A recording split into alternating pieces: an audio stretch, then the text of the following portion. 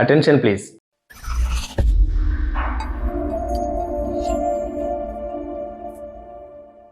ఈసారి మరపురాని కథలో శ్రీ ఓలేటి శ్రీనివాసరావు భాను రచన.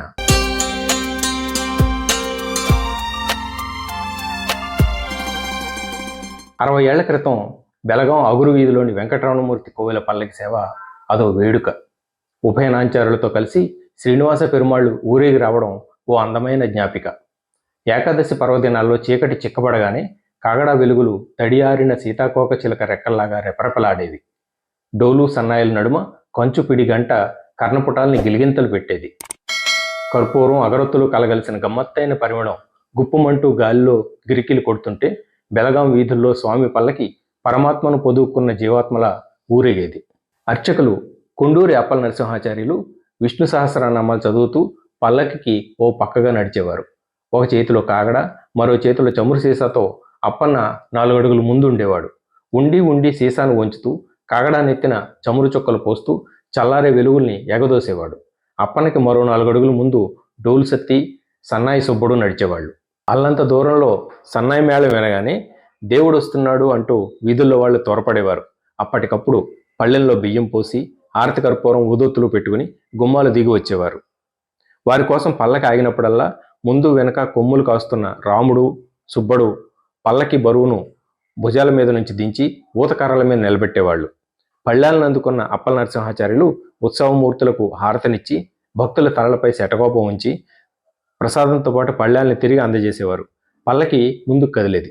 ఈ పల్లకి సేవ మొత్తానికి ప్రత్యేక ఆకర్షణ బట్టల సూర్యనారాయణ. ఊరేగింపు ముందు భాగంలో సూర్యనారాయణ ఉండాల్సిందే. కొంచె తాళాలు వాయిస్తూ గొంతెత్తి పాడుతూ గుమ్మాల ముందు నిలబడి దేవుడు వస్తున్నాడు, దర్శనం చేసుకోండమ్మా అంటూ జనాన్ని పెద్దగా పిలిచేవాడు. సూర్యనారాయణకి విపరీతమైన భక్తి. పార్వతీపురం టౌన్లో ఈశాన్యేశ్వరుడి కోవెల, సత్యనారాయణ స్వామి కోవెల, సీతారామస్వామి కోవెల, జగన్నాథ స్వామి కోవెల మొదలుకొని బెలగాంలోని వెంకటరమణమూర్తి కోవెల వరకు అతగాడు వెళ్ళని గుడి లేదు. నెలకు 2 సార్లు బొబ్బిలి వెళ్ళి వేణుగోపాల స్వామి దర్శనం చేసుకుని అక్కడి నుంచి నేత చీరలు, పంచెలు, నాగుల గావంచాలు, తువ్వాళ్ళు గట్రా తీసుకొచ్చేవాడు. సైకిల్ క్యారియర్కి బట్టల మూట తగిలించుకుని పార్వతీపురం వీధుల్లో ఇంటింటికి తిరిగి అమ్ముకునేవాడు. అమ్మకానికి వెళ్ళినప్పుడు మాత్రం ఏ గుడికో భజనకో వెళ్ళేవాడు. అందువల్ల సూర్యనారాయణ ఎప్పుడు చూసినా ఇంటి పట్టును కాకుండా వీధుల్లోనే కనిపించేవాడు. శనివారం నాడైతే చెప్పనవసరం లేదు, అగురు వీధి వెంకటరమణమూర్తి కోవెల్లో వాలిపోయేవాడు అతను. అది చిన్న గుడి కానీ ఎంతో ప్రశాంతంగా ఉండేది. సుమారు 90 ఏళ్ల క్రితం మామిడి దానమ్మ అనే భక్తురాలు ఆ గుడిని కట్టించారట. తొలినాళ్లలో కొండూరి లక్ష్మణ జగన్నాథాచార్యులు గుడి అర్చకులుగా ఉండేవారు. ఆయనకు వయసు పైబడ్డాక కుమారుడు అప్పల నరసింహాచార్యులు గుడి వ్యవహారాలు చూసుకునేవారు. ఆయన హయాంలో గుడికి వచ్చేవారి సంఖ్య క్రమంగా పెరిగింది. ఊళ్ళోని ప్రముఖ కుటుంబాల వారు తరచూ గుడికి వచ్చేవారు. వారి వివరాలన్నీ అప్పల నరసింహాచార్యుల వారికి కంఠోపాఠమే. వచ్చిన వారిని అలాంత దూరం చూస్తూనే గోత్రనామ నక్షత్రాదులతో అర్చన చేసేవారు ఆయన. శనివారం ఉదయం గుడి తలుపులు తెరవకముందే సూర్యనారాయణ పార్వతీపురం టౌన్ నుంచి బట్టల మూటతో సైకిల్పై దిగేవాడు.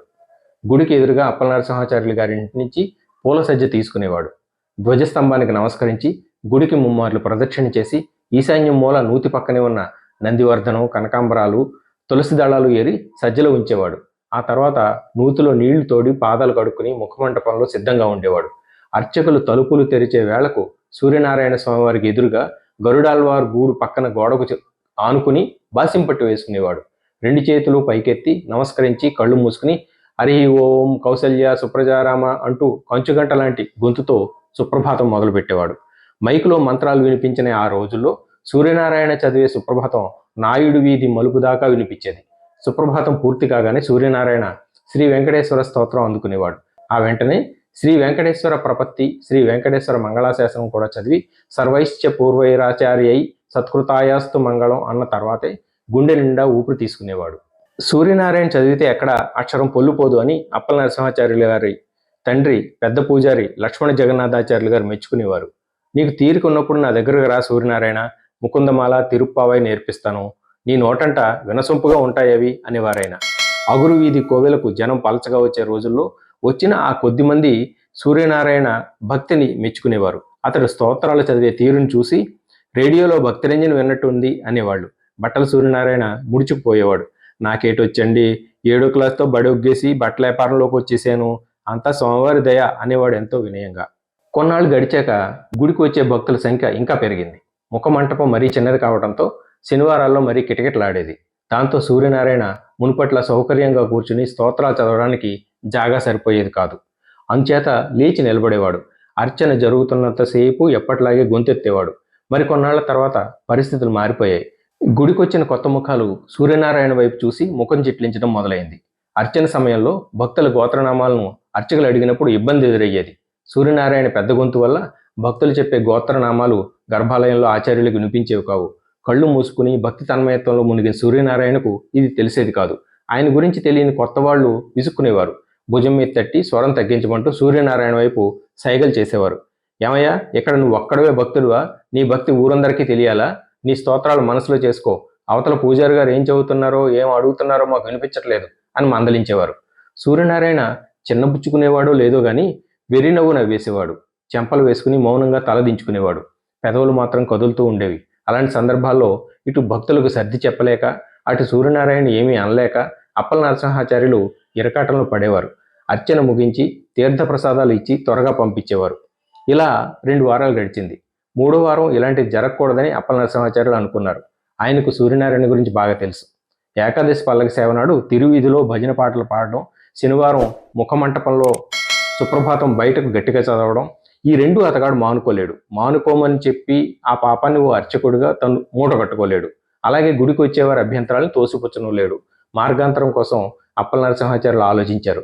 ఓ శనివారం ఉదయం గుడి తలుపులు తీసే వేళకు సైకిల్ దిగిన సూర్యనారాయణని తనతో రమ్మన్నారు. గుడికి ప్రదక్షిణగా వెళ్ళి ఉత్తర మంటపం దగ్గరికి తీసుకెళ్లారు. ఆ చిన్న మంటపంలో గరుత్మంతుడి కంచు విగ్రహం దగ్గర అతన్ని కూర్చోమని చెప్పి, చూడు సూరిబాబు, ఇన్నాళ్ళు ముఖమంటపంలో కూర్చుని నీ పద్ధతిలో స్వామివారిని సేవించుకుంటున్నావు. బాగానే ఉంది, కానీ చూస్తున్నావుగా ఇప్పుడు గుడికి వచ్చే వాళ్ళ సంఖ్య పెరిగింది. నీకేమో అక్కడ ప్రశాంతంగా కూర్చుని ప్రార్థించుకోవడానికి జాగా దొరకడం లేదు. నీకు వయసు మళ్ళుతోంది, పెద్దవాడు అయిపోతున్నావు. మునుపట్ల ఎంతసేపని నిలబడగలవో చెప్పు. మరి అందుచేత నీ భక్తికి సేవలకి ఎలాంటి ఆటంకం లేకుండా ఈ ఉత్తర మంటపంలో కూర్చో. ఇక్కడే స్తోత్రాలు చదువుకో. నిన్ను వద్దునే వాళ్ళు ఎవరు ఉండరు ఇక్కడ. బోధపడిందా అన్నారు. సూర్యనారాయణ అలాగేనని తలూపాడు, కానీ లోపల బాధపడ్డాడు. స్వామివారిని ఎదురుగా చూస్తూ సుప్రభాతం చదవడంలోని ఆనందం వేరు. ఎక్కడో ఎడంగా కూర్చుంటే ఆయన ఎలా కనిపిస్తాడు? అలాగని అప్పల నరసింహాచార్యుల వారి మాట కాదనలేడు. వెంకటేశ్వర స్వామి నిర్ణయం ఎలా ఉంటే అలా జరుగుతుంది అనుకున్నాడు సూర్యనారాయణ. ఆ రోజు అక్కడే కూర్చుని తన వంతు కైంకర్యం స్వామికి సమర్పించాడు. ఆ వారం గడిచింది. మరో శనివారం వచ్చింది. సూర్యనారాయణ జాడలేదు. అప్పల నరసింహాచార్యులు బాధపడ్డారు. అతగాడి మనసు కష్టపెట్టానేమోని అనుకున్నారు. మరో 3 శనివారాలు గడిచాయి. పరిస్థితులు మార్పు లేదు. అప్పల నరసింహాచార్యులు ఒకరోజు మధ్యాహ్నం పనిగట్టుకుని పార్వతీపురం టౌన్ వెళ్లారు. అక్కడ బరాటం వారి వీధిలో బట్టల సూర్యనారాయణ ఇల్లు కనుక్కున్నారు. ఇంటికి తాళం వేసింది. పక్కింటి ఆయన అప్పల నరసింహాచార్యులు గారిని గుర్తుపట్టాడు. వాకిట్లో కుర్చీ వేసి జరిగిన సంగతి చెప్పాడు. సూర్యనారాయణకి ఒక్కడే కొడుకు, బుద్ధిమంతుడు. 7th ఫారం పాస్ అయ్యాక ఆగ్నేయ రైల్వేలో గూడ్స్ గార్డు ఉద్యోగం దొరికింది. బిలాయ్ రైల్వే మార్షలింగ్ యార్డ్లో పనిచేస్తున్నాడు. వయసు మళ్ళిన తండ్రి ఇంకా కష్టపడడం అతడికి ఇష్టం లేదట. నా కోసం అని చెప్పి తిరిగినన్నాళ్ళు తిరిగావు, ఇంకా ఎన్నాళ్ళని సైకిల్ మీద తిరిగి బట్టలు అమ్ముతానన్నా. అమ్మ ఎలాగో పోయింది. నేను ఇక్కడ ఒగ్గేసి నేను నీ కోడలు ఉండలేకపోతున్నాం. సంపాదించిన చాలు కానీ మా కాడికి వచ్చి అని సూర్యనారాయణని తమతో బిలాయి తీసుకుపోయాడట. అప్పల నరసింహాచార్యులు గారికి మనసు చివుక్కుమంది. ఆయనకు సూర్యనారాయణ మనస్తత్వం బాగా తెలుసు. విపరీతమైన మొహమాటస్తుడు. ఎవరిని కాదనలేడు, దేనికి ఎదురు చెప్పలేడు. అందుకే నష్టాల్ని కష్టాల్ని భరిస్తూ వ్యాపారం చేసేవాడని తెలిసిన వాళ్ళు చెప్పుకునేవారు. అవన్నీ తలుచుకోగానే అప్పల నరసింహాచార్యులకి మరింత జాలి వేసింది. ఇటు గుడిలోనూ అటు తిరువీధిలోనూ సూర్యనారాయణ లేని లోటు కొట్టొచ్చినట్టు కనిపించింది. 2 ఏళ్ల తర్వాత ఓ రోజు మధ్యాహ్నం పూజారి గారి ఇంటి ముందు జగ్గునాయుడు రిక్షా ఆగింది. అందులోంచి బట్టల సూర్యనారాయణ ఆయన కొడుకు దిగారు. గుమ్మల్లో మంచం మీద తాటాకు విసనకర్రతో విసురుకుంటూ విశ్రాంతి తీసుకుంటున్న అప్పల నరసింహాచార్యులు తలెత్తి చూశారు. బాగా చిక్కిపోయిన సూర్యనారాయణ పోల్చుకున్నారు. వెంటనే లేచి ఇంట్లోంచి 2 కుర్చీలు తీసుకొచ్చి తండ్రి కొడుకుల్ని కూర్చోమన్నారు. ఎదురు పడగానే పెద్ద గొంతుకుతో పలకరించే బట్టల సూర్యనారాయణ ఎందుకో నిశ్శబ్దంగా ఉన్నాడు. అతని మెడ దగ్గర పట్టి లాంటిది కనిపించింది. అది చూస్తూనే, ఏమైంది సూర్యనారాయణ అని అడిగారు అప్పల నరసింహాచార్యులు. సూర్యనారాయణ కొడుకు చెప్పాడు. నాన్నకి గొంతు క్యాన్సర్ వచ్చింది గురుగారు. సొరపేటకి తొలగించాల్సి వచ్చింది. రాయ్పూర్ మెడికల్ కాలేజ్ హాస్పిటల్లో ఆపరేషన్ జరిగింది. మిమ్మల్ని చూడాలని, వెంకటేశ్వర స్వామి దర్శనం చేసుకోవాలని ఒకటే కలవరిస్తుంటే తీసుకొచ్చాను. అప్పల నరసింహాచార్యులు గారికి నోట మాట రాలేదు. వెనక్కి వాలిపోయారు. మంచం దండి మీద చేతులు ఊతగా పెట్టి గోడకు చేరబడిపోయారు. అప్పుడు సూర్యనారాయణ తన భుజానికి ఉన్న సంచిలోంచి చిన్న మిషన్ బయటికి తీశాడు. దాన్ని గొంతు దగ్గర పెట్టుకుని మాట్లాడాడు. గరగరమంటూ శబ్దం వచ్చింది.